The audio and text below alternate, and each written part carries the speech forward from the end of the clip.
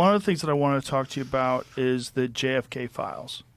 And one of the things that you said was that if they showed you what they showed me, this was your quote, you wouldn't want people to know it either. So I opened them up partially.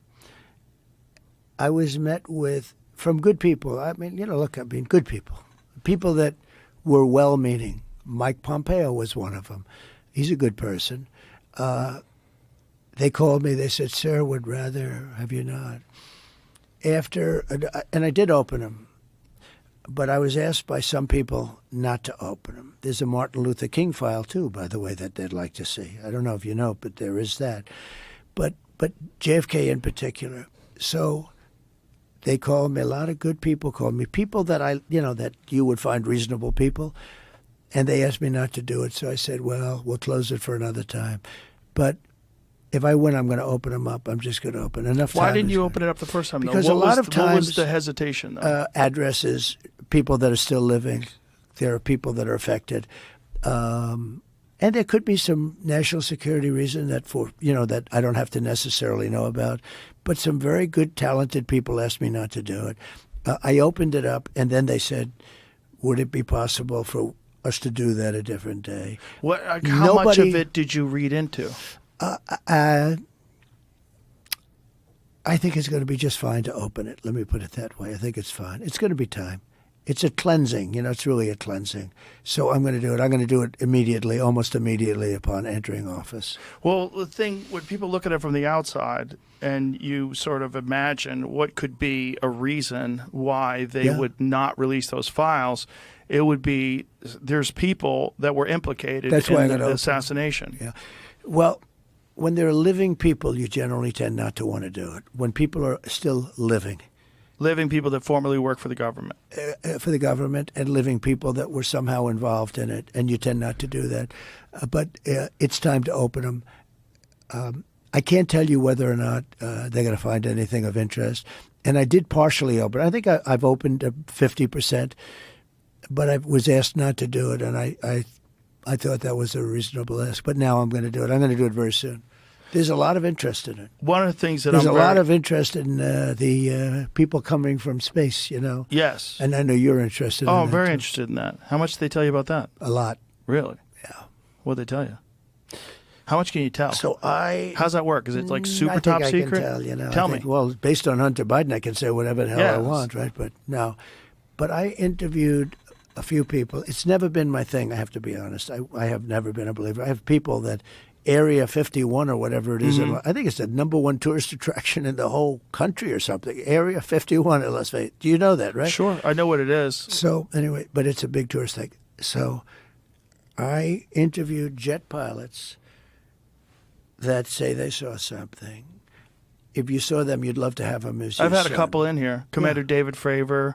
Yeah. I had him in, who had that sighting in 2004. Very compelling with video evidence, radar evidence. Ryan Graves. I don't believe his name, but I interviewed jet pilots that were solid people. Perfect. I mean, great pilots, great everything. And they said, we saw things, sir, that were very strange. Like a round ball, but it wasn't a comet or a meteor. It was something. And it was going 4 times faster than an F-22, which is a very fast plane, And it was round, which is, in theory, a great shape. So when you were talking to these people, was this something that you were compelled to have conversations about? Was this your personal interest? No, a little bit. It's not a great interest for me, but it's a little interest.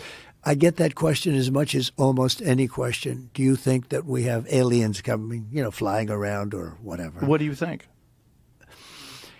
There's no reason not to. I mean, there's no reason not to think that Mars and all these planets don't have life, because Mars, we've had probes there and rovers, and I don't think there's any life there. Well, maybe it's life that we don't know, but maybe there was life there at one point in time. This is a speculation about Mars, that Mars had an atmosphere at one point in time, a long time ago, that could support life. It also had large bodies of water, but we've had no evidence of even bacterial life that exists on Mars. But it's universe not is been a pretty big vast. thing for me. I mean, when I looked at what China did to this, they would have never done it with me, where they put the balloon up, and a lot of people thought, for a little while that was Right. one of these things. So, Well, that's a lot of the speculation too, that some of these drones that hover over battleships, that these are Chinese drones, and that they're not UFOs. They could be also. There's some super sophisticated. But I did interview, let's say, 3 or 4 guys and without tremendous interest, if you had them, as I said, you'd love to have them as your children. Solid,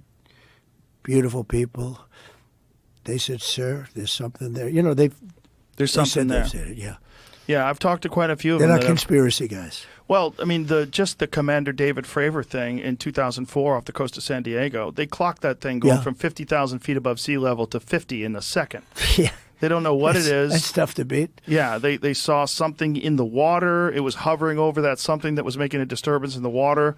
They got video evidence of this thing. 2 different fighter jets with pilots in them saw it.